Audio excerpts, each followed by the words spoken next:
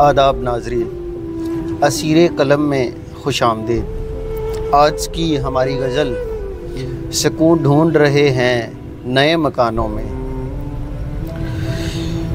सुकून ढूंढ रहे हैं नए मकानों में, परहेज़ लाजिम है बड़े दस्तरखानों में।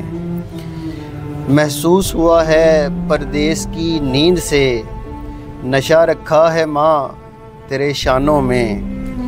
लुभा रही है आज भी तहज़ीब मग़रिब की, आज़ादी काट रहे हैं क़ैद खानों में। और कौन कब किससे कितना आगे बढ़ गया, यही गुफ्तो शनीद है ख़ानदानों में।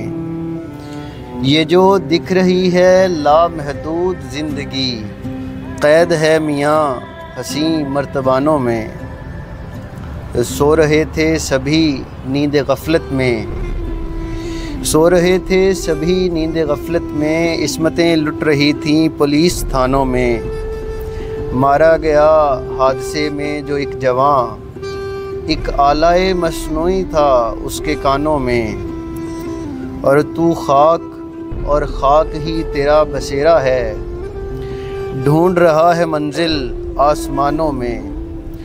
भूख से निढाल औरों के मसीहा, क्या सब्र है मौला इन दहकानों में। और दर कौन सा खुलेगा किसके आने पे, फ़र्क रखा है हमने मेहमानों में। ऐशो इशरत में गुज़र रही है तेरी तो, भूख से मर रहा है कोई शबिस्तानों में।